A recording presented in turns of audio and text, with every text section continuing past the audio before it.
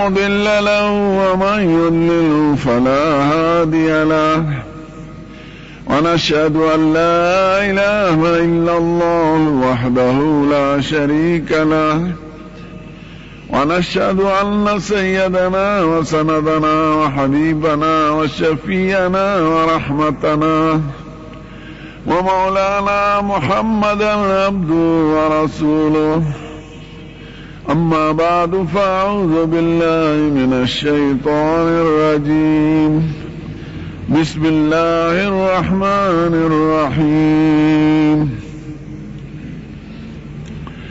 الحج أشهر معلومات فمن فرض فيهن الحج فلا رفث ولا فسوق ولا جدال في الحج وما تفعلوا من خير يعلمه الله وتزودوا فإن خير الزاد التقوى واتقون يا أولي الألباب ليس عليكم جناح أن تبتغوا فضلا من ربكم فإذا أفضتم من عرفات فاذكروا الله عند المشعر الحرام واذكروه كما هداكم وإن كنتم من قبله لمن الضالين ثم أفيدوا من حيث أفاض الناس واستغفروا الله إن الله غفور رحيم صدق الله مولانا العظيم. درود شريف ويرم. اللهم صل على حبيبك ورسولك سيدنا ونبينا محمد. اللهم صل على حبيبك ورسولك سيدنا. زما عزتمند مشرانو او برانو رونو دوستانو، دیش په ورځو کې اکثر دا مسلمانان د حج او د قربانۍ د مسائلو تپوس کوي. حج هم دې ورځو شپو سره تعلق لري، څوک روان شوي دي او څوک به ځي انشاءالله. خدای د صحیح حج او د ادا کولو او د قبلېدو توفیق ورکړي. او د قربانۍ مسله هم ده، خدای د حج په باره کې وایي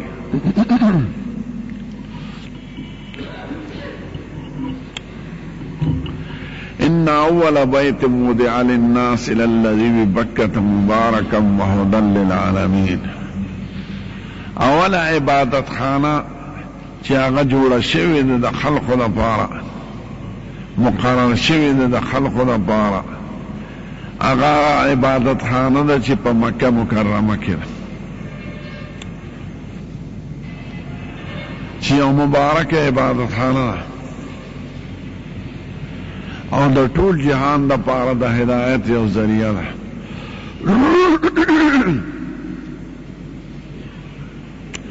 خدای وایي فيه آیات بینات، هغې کې ما د قدرت نښې ایښې دي. یوه پکې مقام ابراهیم، یو پکې مقام ابراهیم. ومن دخله کان آمنا، چې څوک بیت الله شریف ته لاړ خدای هغه سره د امن وعده کوي، دی به امن کی. ولله علی الناس، لکه دا لوټ فکر آواز نه راځي. وګوره څه شو قاري څه. ولله علی الناس حج البیت، د خدای د طرفه په مسلمانانو فرض د حج د بیت الله. ومن کفر، او که څوک کفر اختیار کی، فإن الله غنی عن العالمین، خدای بے پروا دی د مخلوقاتنا، خدای چاته ساجت لري. روح حج په اتفاق د امت او په قرآن او په حدیث دا په مسلمانانو فرض دی چې د چا توفیق وي د حج د تلو. ځکه خدای وایي چې د ځان او د سفر توفیق لري، د لارې او د خرچې، نو هغه باندې حج فرض دی. دومره پیسې ور سره وي د ضرورت نه زیات چې دې پتلی شي حج مبارک لا او بیا پې راتلی شي او دا غځې خراجات پوره کولی شي او دلته چې بال بچ او ټبر پاتې هغې دپاره هم توخه ساتلی شي نو داسې خلقو باندې حج فرض دی خدای پاک دې خپل کلام کې دې ته اشاره کوي چې سړی توفیق د حج لري او حج نه کوي نو دی یو قسم ناشکره دی د خدای د دربار نو د هغه ناشکرۍ نه تعبیر خدای په کفر سره کړی دی ومن کفر او چې څوک د حج د توفیق سره حج له نه ځي نو که څوک کافر شي نو خدای د چا څه پروا لري که څوک زما دربار له نه راځي نو زه د هغه څه پروا لرم چې سره د توفیق نه او سره د مالدارۍ نه او سره د اسلام د دعوې نه او سره د خدای او د رسول د احکامات اورېدو نه ته بیا نه ځې دی بیت الله ته نو دا خو ته حقیقت کې ځان بې پروا ګڼې د دې خدای نه او مستغني ګڼې او بې حاجته ګڼې دا وی خپل خدای ته د اړو حاجت نشته نو چې خدای ته ستا حاجت نشته نو د خدای هم چاته حاجت نشته فإن الله غني عن العالمين نو خدای د دې نه حج کولو نه چې سره د توفیق او د طاقت وي او حج نه کوي خدای ته تعبیر په کفر سره کړی دومره سخت ومن کفر فإن الله غني عن العالمين د ارس سره دی به د خدای کور ته نه ځي نو که څوک کافر شي نو خدای د چا محتاج نه د دې وجه نه زموږ ښکلی پیغمبر وایي علیه الصلاة والسلام چې سړي له خدای د حج توفیق ورکړي او بلا عذر دی حج پاتې کوي نه کوي نو که دی عیسائی مړ شي نو مړ دی شي او کوم یهودي که مړ کېدل غواړي دی مړ دی شي نو د ده مثال د عیسایانو او د یهودیانو دی زمونږ د عالمان وایي دا یهودي او عیسائی ولې ذکر کړی دی د یهودیانو په دین کې حج نشته او د عیسایانو په دین کې حج نشته د هغوی په مذهب کې داسې ځای نشته چې ټول خلک ورته په یو ځل په یو تاریخ راجمع شي دا پکې نشته د دې وجه نه عیسایان او یهودیان په حج ډېر خفه کېږي ځکه حج یو اجتماع ده لویه او د اطرافو نه مسلمانان را جمع شي تور او سپین او زیړ او لنډي اوږده او مالدار او غریبانان او د مختلفو جمع نو یو لوی قوت د اسلام څرګند شي او د مسلمانانو د حج په فایدو کې دا لیکي چې څو حج وکړي په رښتیا د شریعت د احکامو مطابق نو خدای پاک بدی د کفر نه بچ کی د ده به خاتمه په ایمانی د مرتد کېدو نه بچ کیږي ځکه دی د اسلام هغه قوت ویني او مسلمانانو ویني چې خدای داسې ګوټ نه دی پاتې شوی د دنیا چې هلته اسلام نه دی رسېدلی او داسې ملک نشته چې هلته د مسلمانان نه وي او دا مختلفو اطرافو نه چې سړی خپل جماعت بیر وویني نو زړی قوت مومي که نه نو یهود په ډېر سخت خفه کېږي ځکه د هغې دین کې نشته عیسایان په ډېر سخت خفه کېږي د هغې دین کې نشته د چا مذهب چې د نخرو وي او د ګډېدو وي او د شرابو څښلو وي نوی کال شروع شو نو شرابونه به وڅښو او ښځې به وګډو او ډزې به وکړو او زمونږ د اخر مسلمانان دا بے وقوفه دا هم په هغې پسې روان دي. هغه دین بسي هلکه زناورو خدای مونږ له یو خپل کال مقرر کړی دی چې هغه د محرم نه شروع کېږي. د اسلام کال د هجرت د آغاز نه دی، دا زمونږ کال نه دی. نو د انګریزان چې خپل کال شروع کوي نو د ګډېدو او د شرابو نو د زنا نه، زنا خو هسې مغې کې صعیب نه دی، خو ټول په یو ځل عرصه کوي مردار. او زمون دا غورځي خلک دا بيدینه دا مردار دا دغه مردار پسې روان. نو په حج یهودیان او عیسایان ډېر سقه پکېږي. پام کا په پردي تهذیب پسې من نه دی کني د دې نه به زیات سپک شي.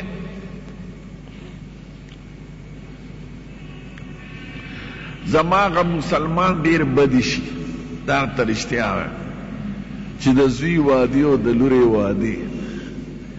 او ولیمه کوي نو په انګریزۍ کې به تا ته کار ډرولیږي.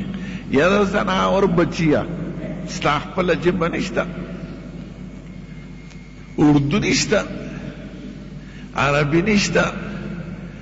دا د انګریز په تهذیب ته خو په دې هغې ته نه زمونږ په نظر کې سپک شي او د انګریز په نظر کې سپکې، ځکه انګریز وایي د دوی قوم هېڅ نشته خپل، دا زمونږ بیزوګان دي، زمونږ نقلیان دي،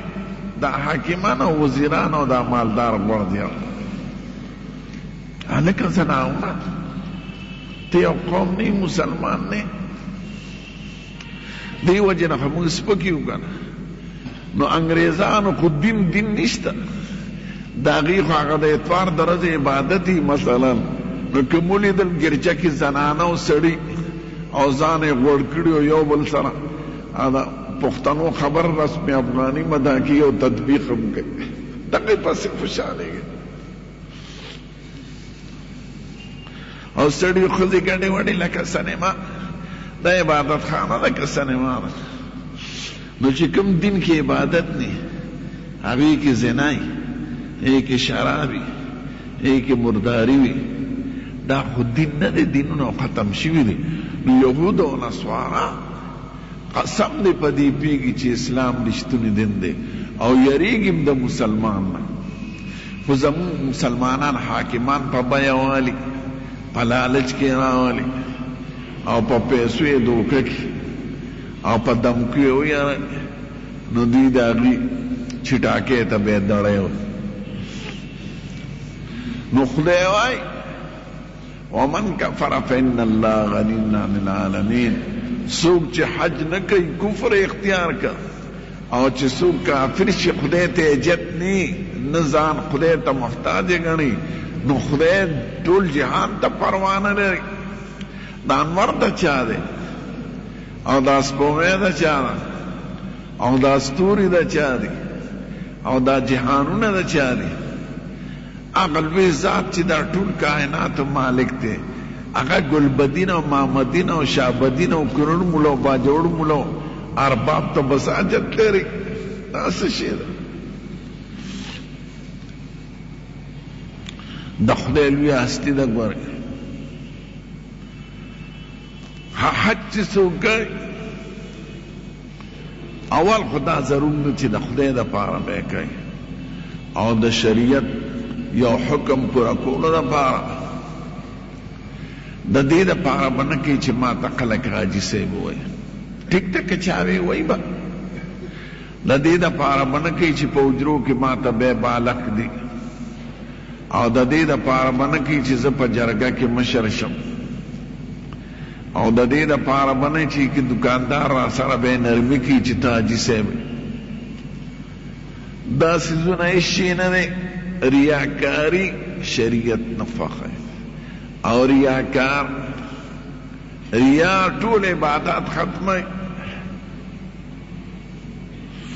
خدای پاک وایي فمن کان یرجو لقاء ربه فلیعمل عملا صالحا ولا یشرک بعبادت ربه احدا. چې د چا د خدای په پیشې یقین وي او ایمان نو نیک عملونه دې کوي او په دې نیکو عملونو کې دې شرک نه کوي نو شرک معنا دا دی چې ریاکاري به نه کوي چې د یو انسان دپاره کې انسان بسي خلق همیشه په غرق شوي په دې ریاکارۍ دي په ښودنه زوی واده به یې دومره پیسې به د خلقو نه قرض والي چې ما ته خلک اوچت سړي وګوري دا څه شی مړی ورکرو شي ډېر دیګونه باندې کم چې خلک وي ډېر اوچت سړی لیډر په دې دوکه دی چې زما ما ته زنده باد ویلی کېږي که ملام لیډر شي نو خرابېږي په دې خوشحالېږي چې ما ته امام انقلاب وایي هلکه د خلقو د دې نسواریانو خولې که زر خولې راجمع کړي دوانیستې ښه دی نو د ریاکار سړي نه زیات خمقل څوک نه نو حج ورې د ریا دپاره او مونځ او عبادت د ریا دپاره ونه کې د خلقو د ښودنې دپاره دې ته خدای شرک وایي او خدای پاک وایي زموږ ښکلی پیغمبر وایي چې انا اغنا شرکا یعنی شرک چې ما سره په عبادت کې څوک بل څوک شریک کي زه ورته خپله سم ورکړم مزه دا هم د هغه شوه زه په شریکانو کې ډېر مستغني دا خلک په څه دوکه دي ما ورته وایي دا لیډران دا خانان او دا دوکه ماس خلک دا ولې حرام و حلال جمع کوي چې د زوی واده وکړو او پکې 150 ګډو شراب پکې راو څه چلو شو په حلالو ریاکاري ښه نه ده نو په حرامو کې خود نه ده خیال کړه که د سړي زړه کې دا راله چې خلک دې زما صفت وکړي نو که بې اختیاره د دا اراده نه وه نو خدای پاک په هغې څوک نه نیسي دا زموږ ښکلي یو صحابي زموږ ښکلي پیغمبر ته وایي وی صاحب زه یو عمل کوم ځان له کوم د خدای دپاره کوم خو که څوک ته خبر شي او صفت وکړي نو زما خو زړه خوشحالېږي وی خیر دی په هغې خدای پاک نه نیسي دا د دنیا هغه نیک بدل دی چې درکوي نو نیت په دې دا نه یو ځل یو عالم دی وی حضرت ابی هریره سره کېناستم په جومات کې ما ورته قربان داسې حدیث راته بیان که چې تا په خپله د ښکلي پیغمبر نه اورېدلي چې ستا د هغه په منځ کې پکې واسطه ني براه راست یې اورېدلي وی داسې حدیث به راته بیان کړم چې ما په خپله د هغه نه اورېدلی نو څه یې واخیست او را پرېږده ما خدای په ده څه چلو شو بیا چې لږ په خود شو بیا ورته وایي داسې حدیث درته بیانوم چې ما د دواړو جهانو سردار نه په خپله اورېدلی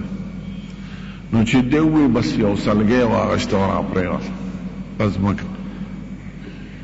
بیا چې لږ ساعت په خود شو بیا راته وایي یو حدیث درته بیانوم چې ما په خپله اورېدلی ما د بل شانه نه دی نقل کړی وی چې د قیامت ورځ شي او د خدای پیشې ته دا ټول جهان ودرېږي او خدای پاک په خپله حساب کتاب شروع کړي نو خدای به اول 3 کسان راوغواړي اول به عالم راوغواړي ورته به وایي د خلقو مخکې چې ما تاله علم درکړو دین مې درته ښودلی تا پې څه عمل کړی دی به وایي خدای ما درس کړو خلقو ته مې تبلیغ کړو وعظ مې کړو نیکي مې خوره کړې ده د بدۍ نه مې خلک منع کړي دي ما دا کړی خدای پاک وایي دا خو دې په دې غرض کړو چې خلک درته لوی مولا ووایي او خلک دې صفت وکړي نو خلقو ورته ویلي چې دی لوی مولا دی او لوی بهادر دی او کافر مولا دی مسئلہ ما دا پارا خودی ندی کنے وی بوزے دوزخ تا بیا براو غواړي سخی سره چې دې سخاوت یې کړی وایي تعالی مې مال درکړو دولت مې درکړو تا پکې څه کړی وی خدای ستا په نوم مې جماعتونه مثلا جوړ کړی دي خیراتونه مې کړی دي خپلوانو ګاونډیانو سره مې احسان کړی دی دومره پیسې مې ستا په نوم لګولې دي تا چې څه راکړي په هغې کې ما ته یاد کړی خدای پاک به ورته وایي تا خو د دې دپاره کړي دي چې خلک درته ډېر ښه سړی ووایي او ډېر سخي درته ووایي نو تا خو د مخلوق دپاره کړي دي زما دپاره خو دې نه دی کړی بوزې دوزخ ته بے بخدای پاک مجاہد روواړي چې جهادونه کړي او د خدای په لار کې شهید شوي او تکلیفونه برداشت کړي خدای پاک به ورته وایي ما تعالی صحت درکړی او بدن مې درکړی او قوت مې درکړی تا پکې څه کړي دی به وایي خدای ستا په لار کې مې جهاد کړی محنت مې کړی دی دومره کافران مې وجلي دي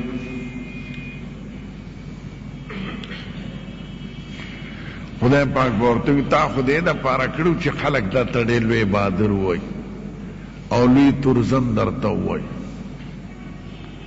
دا یاد لرئ ګورئ چې دا د سړي اراده وي په خپله د خلقو په وینا خدای پاک دا سړی نه نیسي که د ده د امنیت نه که یو سړی د چا صفت وکړي خو ستا زړه کې دا نه راځي خپل کار به کوي وی تا خو د دې دپاره کړو چې خلک درته سقیم وي او بهادر ووایي نو زما دپاره خو دې نه دی کړی ځای بوځای دوزخ ته نو دا سړی په جاړه شو ابو هريره وی خدا چې اول د داسې خلقو داسې حالت عالم سقی او مجاهد نو زمونږ بس حالت نو حضرت معاویه سے ابتدا حدیث بیان نو هغه په جړا شو جړلې دا ترمذی شریف کې دی او هغه وی خدا چې د دې خلقو حالت دی نو منګه سیو بیا غوی ټیک ته خدای رښتیا ویلي دي د 12 پاره آیات رایات شو وی خدای وی سورۃ هود کې من كان يريد الحياة الدنيا وزينتها نوفي إليهم أعمالهم فيها وهم فيها لا يبخسون أولئك الذين ليس لهم في الآخرة إلا النار وحبط ما صنعوا فيها وباطل ما كانوا يعملون خدای وی دا چا چې په نیک عمل کې د دنیا مقصد او اراده او د دنیا ډول سنگار او د خلقو تعریفونه او زنده‌باد چې زنده‌باد ناغله دنیا کې چې څه غواړم هغه ورکو خو آخرت کې هېڅ نشته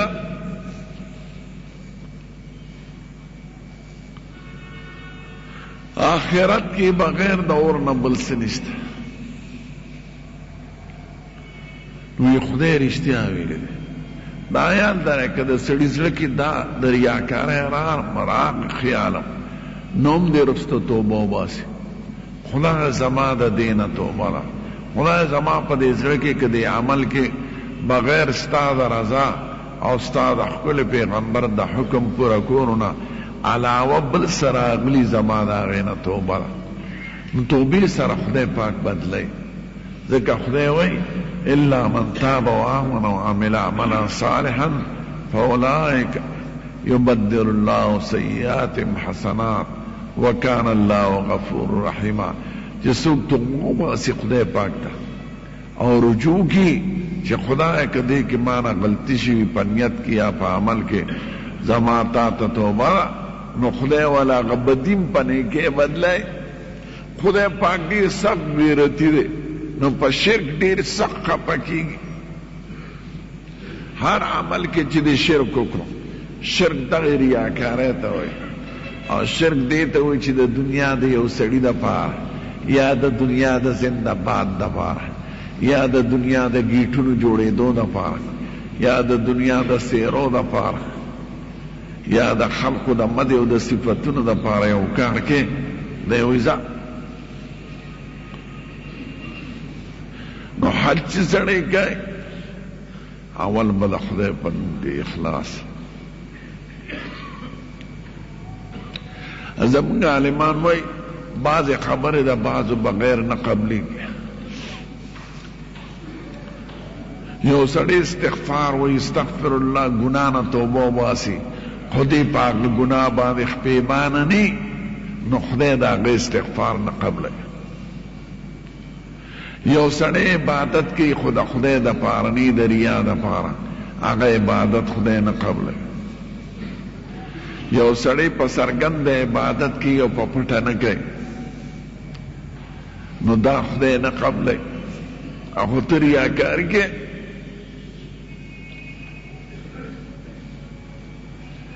زمونږ عالمان وایي د اخلاص دا علامه ده چې دا خپل نیکي داسې پټی لکه سړی چې خپله بدي پټول غواړي. د سړي دا کوشش وي چې زما د دې بدعملۍ نه څوک خبر نشي، نو دقه شان به د نیکۍ نه څوک خبری نه په واسه. ټیک ته بعضې وخت کې هغه څرګندول که په دې نیت چې خلک راپسې روان شي نو خدای ثواب ورکوي. لکه یو چنده ده د نیک کار دپاره، دې د ټولو نه مخکې شي زه دا ورکوم او مقصد د ریاکاري نه، مقصد دا چې زه د عمل شروع کړم چې نورم عمل شروع کړي نو خدای دله ثواب ورکوي. بلکې چې څومره ورپسې رواني په نقش قدم نو هغوی له خدای اجر ورکوي. او که مقصد د ریاکاري مارتوي د ریاکارۍ نه زیات د قمقلو کار بل نشته. زمونږ عالمان وایي د ریاکار مثال دا دی چې ډېر عبادتونه کوي خو ریا دی پکې مقصد دی. لکه یو سړی بازار ته لاړ شي او د هغه ځای نه بټوه ډکه د څرمنې ګوډي ورسره بریفکیس یا لاس کې بل څه شي او ټول د کوډکاڼو نه ډکي، کوډکاڼو نه را رواني خلک وایي یاره فلان کې خو ډېرې پیسې وګټلې، ډېر لوی اوچت سړی دی. بل وایي ډېرې پیسې وګټلې، ډېر اوچت سړی دی. بل وایي ډېرې پیسې وګټلې. په کوډکاڼو به څوک څه ورکړي؟ نو د ریاکار مثال د هغه سړي دی چې د بازار نه بټوه د کوډکاڼو ډکه راوړي او خلک پې دوکه شي چې دا خو د روپو ډکه ده او منځ کې هېڅ حقیقت نه. نو دا یاد لرئ حج دپاره اول اخلاص ته نیت چې خدای ستا پر ادا کړو. که څوک مې صفت کوي که نه کوي خپل کار به کړی. زه خو خپلو ملګرو ته یو نسواري سړی چې نسوار خرڅوي او ته ورته ودرېږه وایي زه به ستا دپاره 10 ځله اواز وکړم چې بادام ګل نسواري زنده باد، خو ماله به یو ټیکی نسوار راکړي. نو قسم دی که هغه نسوار دی ابوی وایه که نه. نو چې د انسان په نس د زنده باد څه قیمت نشته نو د خدای په نس به څه شي شي. نو پام کوئ زه اول ځان ته نصیحت کوم بیا ګورې تاسو ته. داسې نه چې زه ډېر اوچت سړی یم، ما کې دا عیبونه د ټولو نه زیات دي، خدای دې را سره معافي وکړي. نو خو سړی به یو بل ته وایي او غاړه به خلاصه. دویم پکې د حلال روزه ده چې حج به په حلالو پیسو کې، په حرامو خدای عبادت ته قبلوي. حلال پیسې چې د دې ځای نه ځې نو چې چا در باندې حق یا ولا غیله حق ورکړه. که زکات در باندې پاتې زکات ادا کړه او که حق نشي ورکولی معافي ترې وغواړه. خدایان درې علی به ځې چې هغه نور خپل ولارو نه معافي مو غواړئ او حق بخښنه ترې وغواړئ یا ولا حق ورکړې نو سفر به دې بیا د ښکلی ولې. د نوي کال مبارکي دا د عیسایانو رواج دی، نه به کوئ. دا د هغه خلقو کار دی چې د انګریزانو غلامان دي یا د هغوی تالي سټ دی. مونږ مسلمان قوم یو، مونږ له خدای خپل کتاب را کړی دی، خدای خپل پیغمبر را کړی دی، خپل شریعت یې را کړی دی، خپل اختر یې را کړی دی، او خپله روژه او چوټي را کړی. دا مسلمانان خپل کال نه پیژني. انا لله و انا الیه راجعون. مونږ غلامان یو. پام کوئ، د غلامۍ کار مه کوه، د غیرت کار کوه.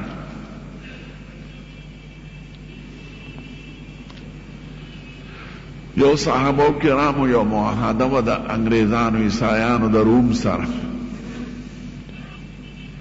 نو په یو میز ناستو عیسایان هم مسلمانانو. نو یو صحابي نه نوړی پرېوته لاندې، نو هغه یې راواخېسته، هغه پوټې یې تلرکه ویې خوړه. شاګرد ورته ووایي صاحب دا خو عیسایان دي، ځان ته اوچت غوړ زیړ وایي،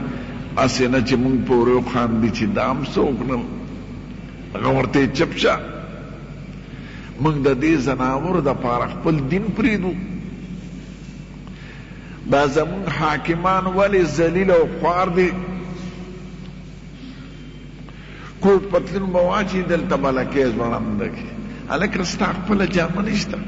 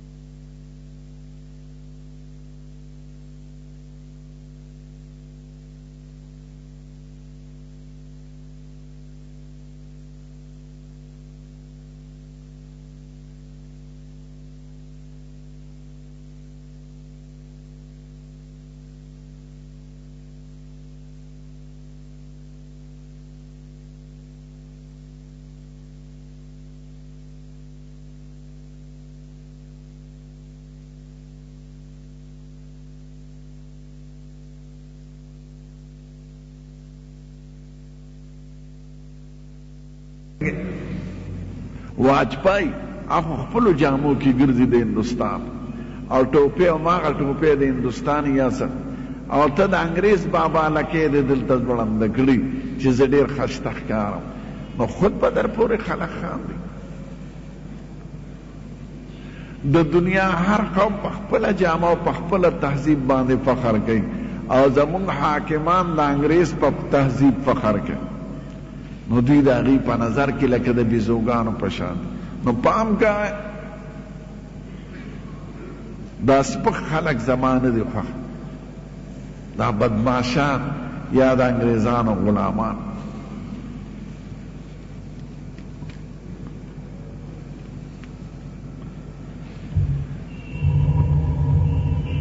که چا ځان په استنجا کې په وچ کاغذ پاک کړي بس پاک دی.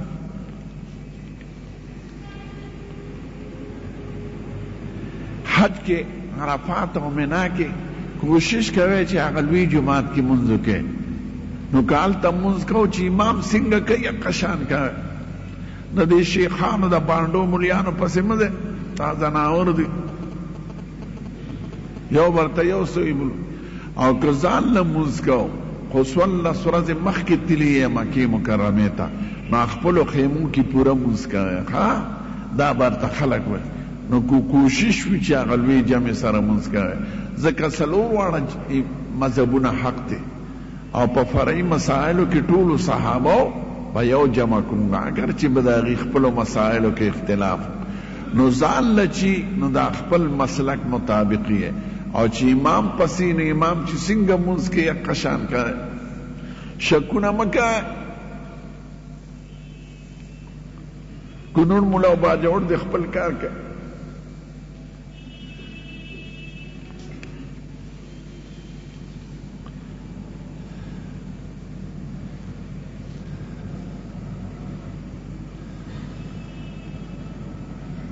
چاوی منگا دا زری یونیورسٹی کلرکات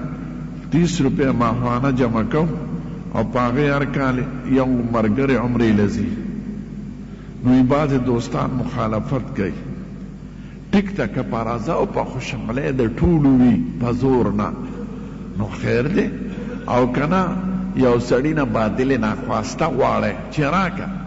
نو دا دمون دخکل پیغمبر حکم دے لا يحل مال مسلمین الا بطیب نفس منه دیو مسلمان مال علی حلالیگی چی پا خوشحالی و پا محبتی در گئی پا زور یا دا ملامت دا وجنا یا دا رسم و رواج دا وجنا که در گئی اگا حلالیگی نا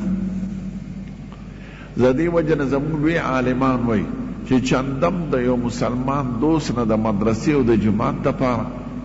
پدا سی طریقہ بنواڑی چی اغستان مجبور ہے اغا دا شرم دا وجہ ندر کی یا دا مجبور ہے دا وجہ ندر کی حرام دی آغا حلال دا چی دا ظلم پا خوشحالے و پا مینا او پا محبت بغیر دا دباونا تاندار که دا چانا چندو واری اغا طول حرام دا دیکھ اقل تا مجبور ہے افسر که دا چانا چندو واری حرام دا که یو پیر مورید تاوی چنده ورکده حرامه ده که لیڈر خپل مقتدی تاوی چه ورکده حرامه ده لیکن اقل ده مجبوره نورکی او ده پاته ده وجه نورکی نو آقی مال بانده عمره نکیگی او ناروا ده او که مرگری خود از لخ ده خوشحاله نه پا اخلاص پا محبت پیسی جمع کئی او مرگری لورکی بیاروا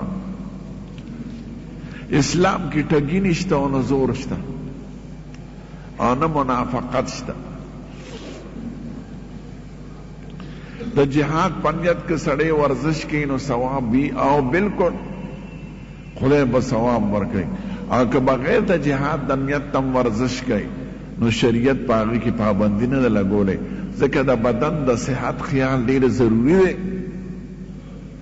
چه بدن دی روغ جوڑی خو عبادت با مکے او چې بدن دې ناجوړی نو سب عبادت وکړي نو ورزش کول سار وختي وتل پټي ته یا ګرځېدل دا د صحت په نیت نو دا خبره ده روانه ویښته پرېښودل ښه دي که سر خریل ویښته پرېښودلو کې زیات ثواب دی خو که صفه یې کولی شي هره جمعې وینځې او غوړی او کنه وینځلې نشي او یا د نسپور پاتې کیږي نو بیا خریلی خری زموږ ښکلی پیغمبر ټول عمر سر پرېښی حج او عمره کې خریلی خو صفه یې حکم کړی دی او دی ویلی دی چې چا سر پرېښي نو دی به د خپلو ویښتو عزت کوي سر به وینځي غوړی به او دا ټول حکیمان او ډاکټران وایي چې سړي سر پرېښي او نه غوړی نه صافی دا د صحت د پاره لوی نقصان شي ځکه د ویښتو نه خشک اندام نشته په انسان کې نو غوړوالی ټول دی راکوي چا چې ویښته پرېښي او سر غوړی نه نو سټ به یې خواري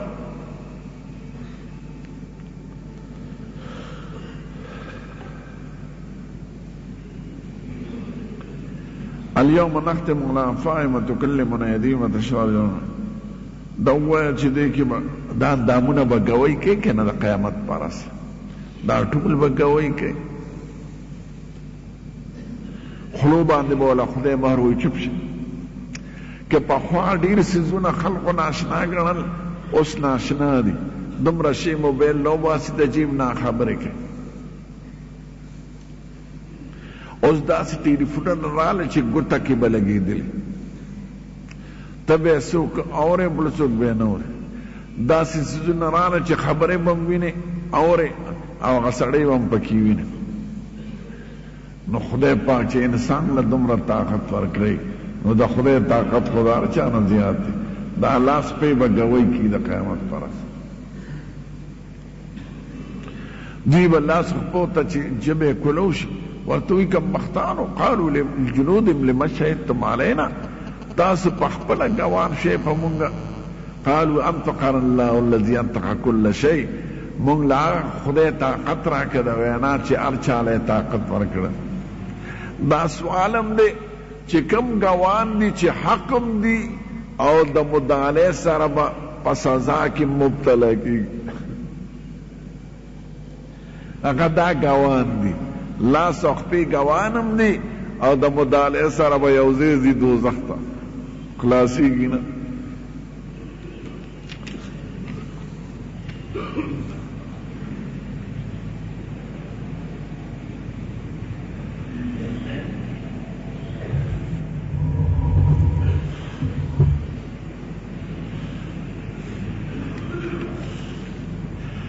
منگ یو دفتر جوړ کړی دی سزای کې قرآن شریف درس کې سبار خلکان نو هلته بار خلکان د سپلو سره ګرځي نو خیر دی او خیر دی قرآن شریف د پاسه قدم کې ښودل نه دی او که سړی باره چت کې ګرځي لاندې قرآن شریفونه نو خیر دی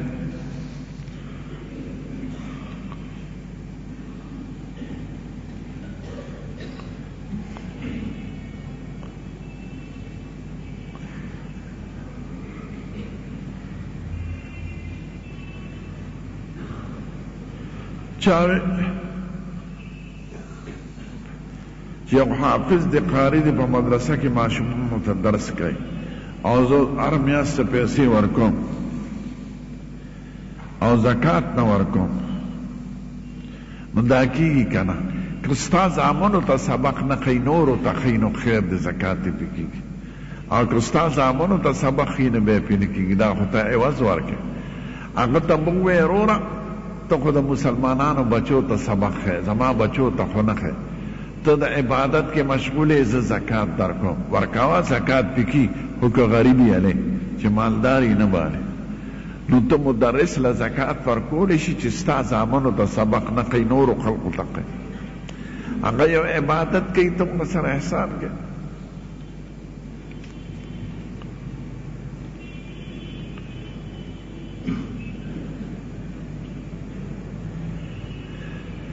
دا سی گڑے باندې نوم لیکي چې عبدالله یا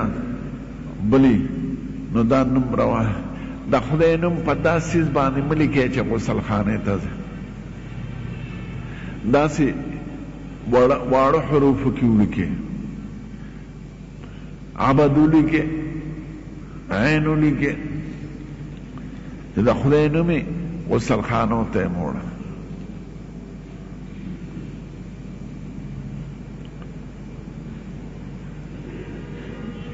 وی چې کوم دی کې جمعه نه کېږي د اختر مونځ کېږي که نه زمونږ مذهب دا دی چې د اختر مونځ او د جمعې یو شرطونه دي نو چې کوم دی جمعه نه کېږي اختر مونځ به هم نه کوي خو د امامان یې کوي ځکه هغوی کې چلن ولن فیه کنی زمونږ مذهب دا دی چې جمعې مونځ کوم دی کې هلته به د اختر مونځ نه کوي نو اختر مونځ به هم نه کوي ځکه شرایط یو دی خو د اختر مونځ د جمعې په شان فرض نه دی نو دې کې لږه اساني شته څه خو شرطونه یې ګورې یو دي زمونږ د مذهب د کتابونو په مطابق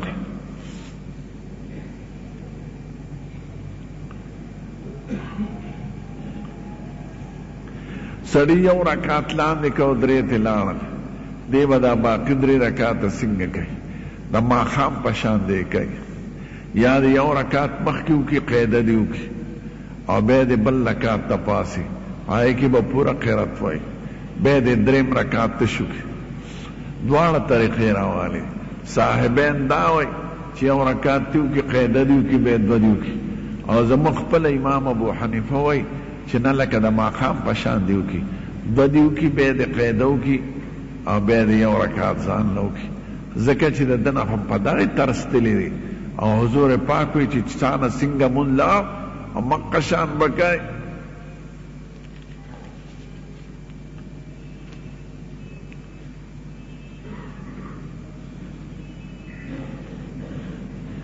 المؤمن القوي خير من احب الى الله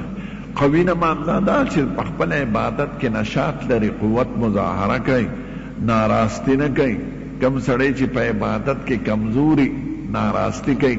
د هغه په نسبت هغه مسلمان خدای ته خوښ دی چې ښه په قوت او ښه په نشاط او ښه په محبت عبادت ادا کوي. نور د بدن قوت ته نه دی مار.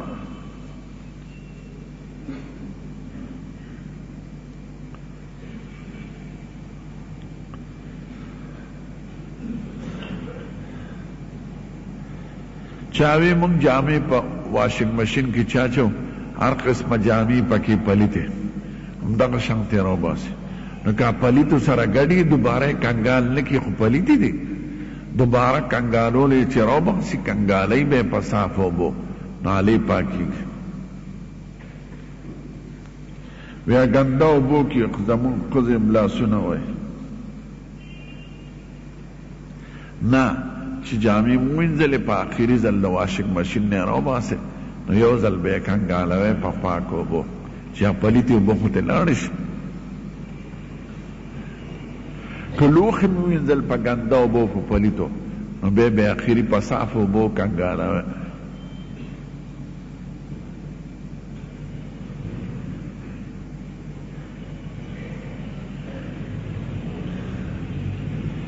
یو سړی په غسل کې یعنی جنابت، او چې بیا غسل کو نو استنجا تیره شوه، نو غسل یې کي که نه، او چې اوبه رسېدلي ټولو ځایونو ته، که اودس یې نه یې کړي پوره او غسل وکړي پوره، نو غسل یې شوی دی، دوباره غسل ته حاجت نشته.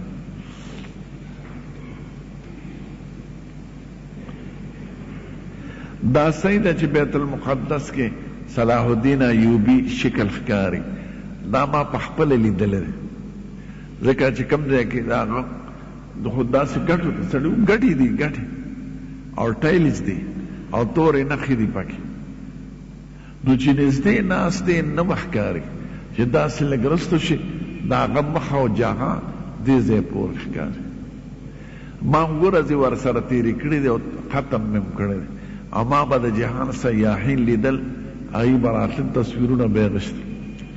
هغه وخت بیت المقدس کې ازادي و، انګریزان او دا ټول مردار به راتلل او بربنډې ښځې، څه پابندي نه. ما به وی نن دی که سبا دی دا مال د زرغون شاه، ځکه مسلمان داسې ځناور او هغوی په حالت جنګ کې، نو د وخت تصویر پکې ښکاري. د هغه د لاس ممبر دی پکې اوس 800 کاله شوي دي. نو شیخ چې دی ګټو کې دا موجوده بیت المقدس د مصر یو بادشاه جوړ کړی، سلطان فاروق د دې جمال عبدالناصر نه مخکې، چې د ایران په بادشاه خورم واده وه. نو شیخ چې دا ګټې هغې جوړې کړي او د سنگ مرمر دي ټایلز، او داسې بعضو ګټو کې کرښې داسې جوړې کړي دي چې بلکل خو نږدې نه ښکاري، او چې داسې شي تا ته به بلکل دې ځای پورې د هغه ته نه ښکاري. غیرتي بادشاه د کرد نسبت، کرد هغه قوم دی چې عراق او ایران او ترکو تقسیم کړی دی، هغوی خپل ازادي غواړي، مستقل حکومت، خو یو ډله هم نه پرېږدي. شیعګانې بدې شي، هغوی په زور نیولې دي. ترکیې بدې شي ځکه ترک فق نه دی، او عراق هم بدې شي، خو تقسیم کړي دي. نو کرد بهادر قوم او شافعي مذهب دی او کلک. صلاح الدین ایوبی کرد ټول انګریزانو سره جنگ کړی، جنگ یې کو دلته په مصر کې د شیعګانو حکومت فاطمی، د آغا خانیان چې ورته وایي آغا خان، نو دوی به ورته شرارت کوو. ده ورته وایي ګوره ما تاسو ځان ته مسلمانان وایئ، ما د انګریزانو ته یو ځل پرېږدی، نو بیا به چې څه وایي هغه به کوو. شرارت یې نه پرېښود، خدای والا فتح ورکړه، ټول انګریزان یې معاف کړل، خو یو جرنیل نه به زه په خپله ژبه پرې کوم. یو انګریزو هغه راوسته فوجي وی تا څنګه دا ویلي چې مو خو بیت المقدس د مسلمانانو نواش اوس د مدینې منورې نمبر دی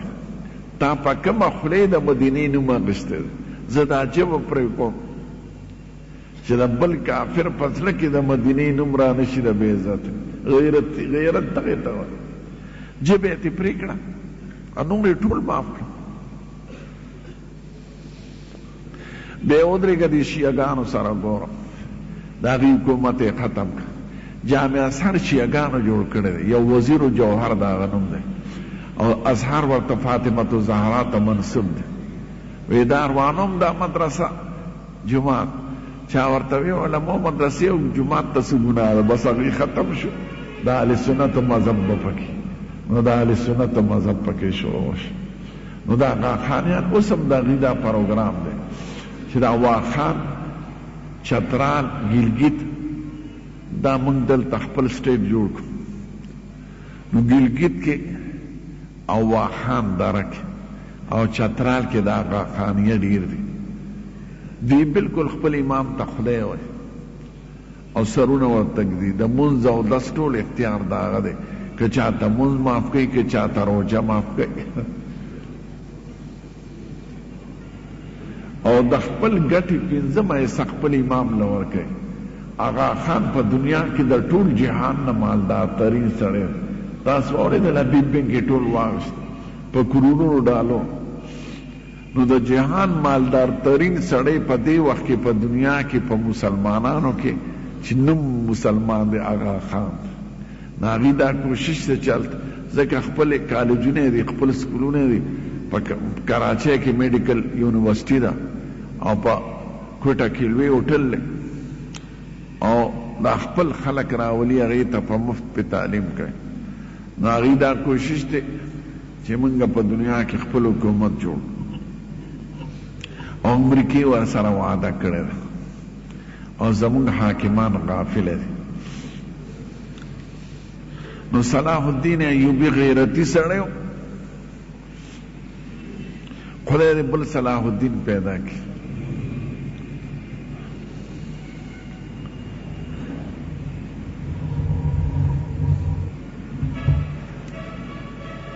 وی ماشومان هلکان دي مور پلار یې مړه دي نو تره سره اوسېږي او نیکه سره نیکه او تره زکات ورکوي نو په هغې کېږي که نه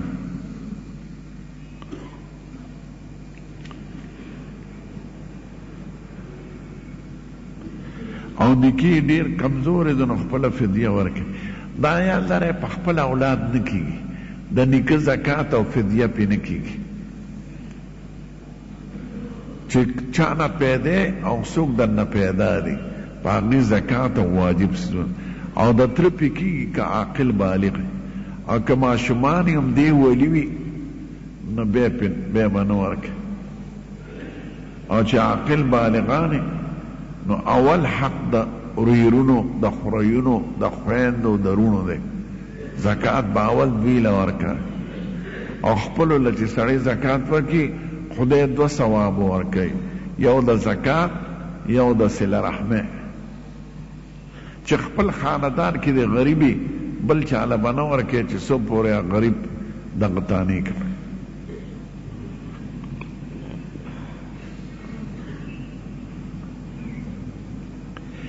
چې ویښته د سړي نه وغورځېږي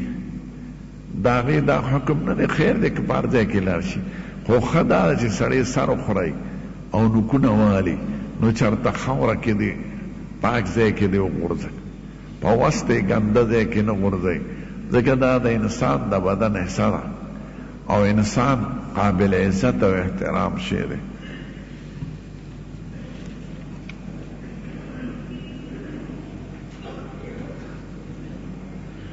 چاوی په کفن کلمه لیکل څنګه دي بعضې خلک لیکي په کفن نو بعضې ملیان یې تبرکن نه واوایي خو صحابو دا کار نه دی کړی نو پرېږدی کلمه په زړه کې پکار ده د کفن په لیکلو باندې به څه وشي یو سړی عمر کې مونځ نه کړی او داسې نه کړی ته ونه په کفن کلمه لیکي پلار به هم خلاص شي لکه زمونږ د اشنغر بعض امامان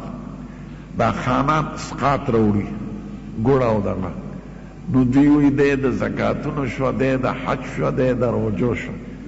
هلکه دې خان سرکوزي ته وایي په جون ورکوه زکات په دې درو پیټو نه خلاصېږي دا خو یو حیلې دی خدای پاک حیلې نه خوښه حیله د مجبورۍ وخت کې راغلی ده خو دا خو د ټګۍ وخت کې نه ده خان سړی دی هغه چې څومره منځونه پرېښي دي ټول کفاره دی ورکړي او څومره روجي دي د هغې په پوره غاړه خلاصوي په دې ټګوټو ورو نه خلاصېږي خدای سره دوکه مه کوئ خدای دوکه نه خوښوي نو په خاورو باندې په کفن ولا کار څه ولیکي خو چې ده نه مونځ کړي نه اودس کړي نو په دې کلمو نه خلاصېږي ورته وایي زناوره مونځ کوه دا هم که شروع کړه هر سړی به بیا مور پلار له دغه لیکم خبره به خلاصه یو سړی یو ښځه وه ښځه یې نیکه و سړی بېلمازه و نو ښځې به ورته هر وخت وي د بادام ګل پلاره مونځ کوه او د خبره نه منله چرته قضا عمري وکړه په لنډي کوتل کې یا بل ځای کې چې پنځه مونځونه مې وکړه ټول د کال مونځونه پکې سر شو راغې ښځې ته وایي مردارې هر وخت به د لاته لګیا وې ما خو داسې مونځ وکړه چې د ټول کال مونځونه مې پرې ختم شو دلته ګیټوري په شریعت کې نشته په پنځو مونځونو ټول مونځونه معاف شو دا خو خلقو ته د بېلمازۍ چلو ښوده بس مونځ مه کوه آخر کې به قضا عمري کې خبره خلاصه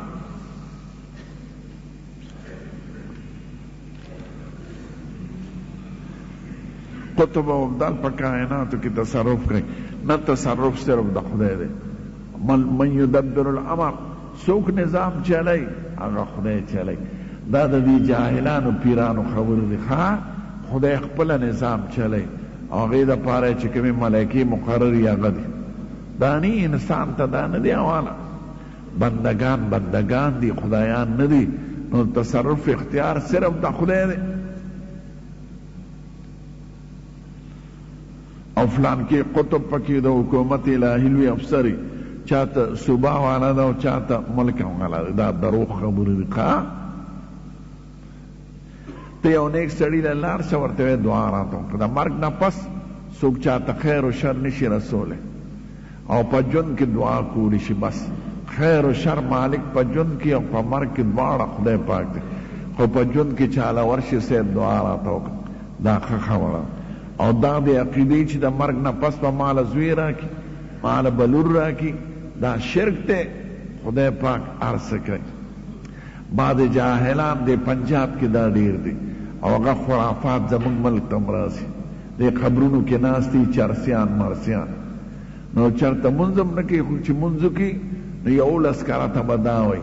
یا شیخ عبدالقادر جیلانی شیئا لله یا عبدالقادر جیلانی سراکه د خدای دپاره هلکه مردار اوس د خدای ته مونځ وکړه او خدای ته دې دا وایي چې خدای عبادت مونږ ستا کوو او امداد تا نه غواړو یا که نعبدو یا اوس بنده یاده استا آواز اوري نه عجب دی دی نه اتا ته خیر و شر در رسول شي نه که دا ورته وي نه دی بزرگان نه مني دا بزرگ نه دا خو ته خدای منې مرداره ولی نه به خدای نه جوړه خدای په شرک ډېر سخت خفه کېږي پیغمبران راغلي د دې دپاره دي چې شرک ختم کړي دا چې څومره د هندوانو بوتان دي دا د هغې په عقیدو کې د ښو خلقو بوتان دي خو بت ته وایي سجده وکړم نو د هغه روح به رانه خوشحاله شي او د هغه روح به مې د خدای په دربار کې خلاصوي ما نعبدهم الا لیقربونا الی الله زلفا موږ د دې عبادت ځکه کوو چې خدای ته هم د دې نږدېږي نه اجازت چاته نشته مالک موږ دا ایمان کې وایو والقدر خیره و شره من الله تعالی فیصلې د خیر او د شر دا ټول د خدای د طرفه دي د انسانانو ته نه دي روا یو دا نظام دی د اسبابو چاته وایي اوبه راوړه چاته وایي ډوډۍ راوړه چاته وایي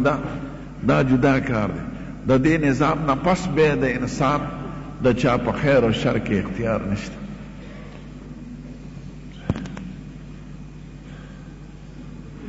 چاوی یو څوک مولې لیکلی شیربني دي که څه په یو وخت کې څلوېښتو ښاریو کې د جمعې مونځ ورکړو. دا ټول دروغ دي ښه ټلویزیون خو نو چې پکې ښکارېده. دا د دې خرو پیرانو جاهلانو خبرې دي او د امیان په دې دوکه کوي. درود شریف ووایه.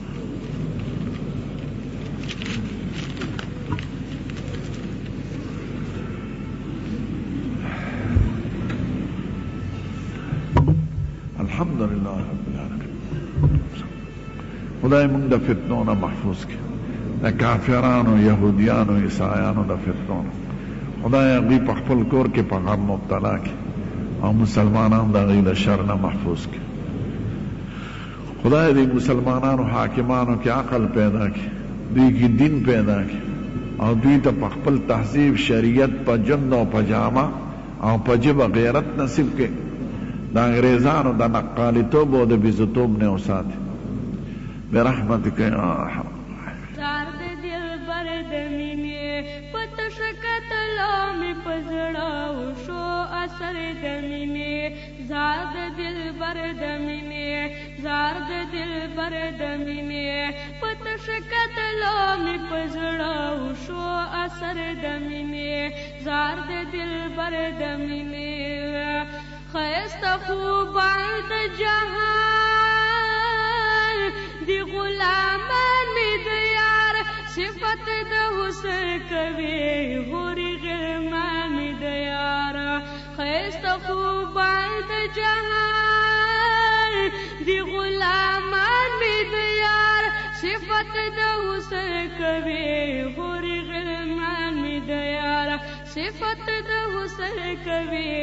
هوري غلمان می د یار. غنی اکبر د مینې غنی اکبر د مینې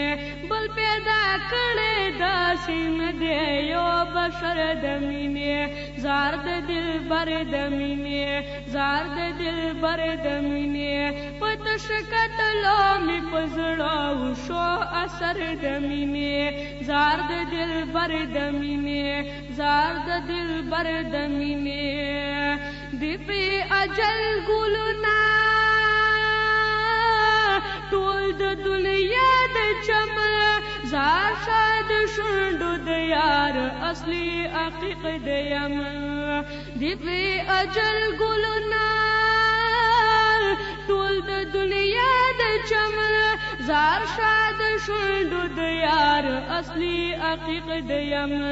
زار شاد شونډو د یار اصلي عقیق د یمن. تن معطر د مینې تن معطر د مینې خولو د جسم تاین رسیم بر د مینې. زار د دلبر د مینې زار د دلبر د مینې پتش کتلو مې په زړه وشو اثر د مینې. زار د دلبر د مینې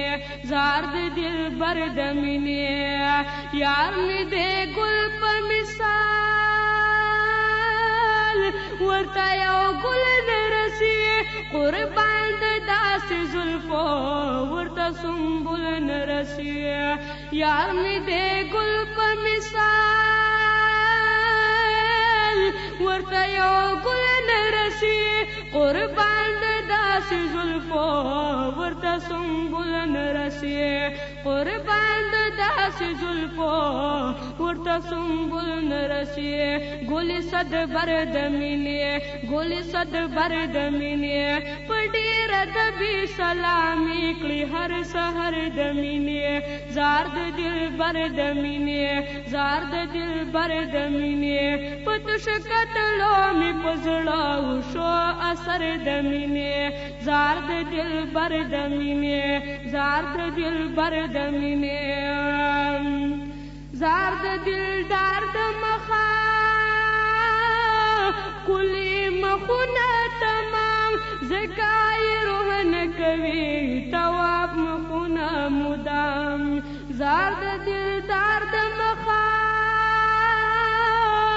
کلی مخونه تمام زکای روحن کوي تواب مخونه مدام زکای روحن کوي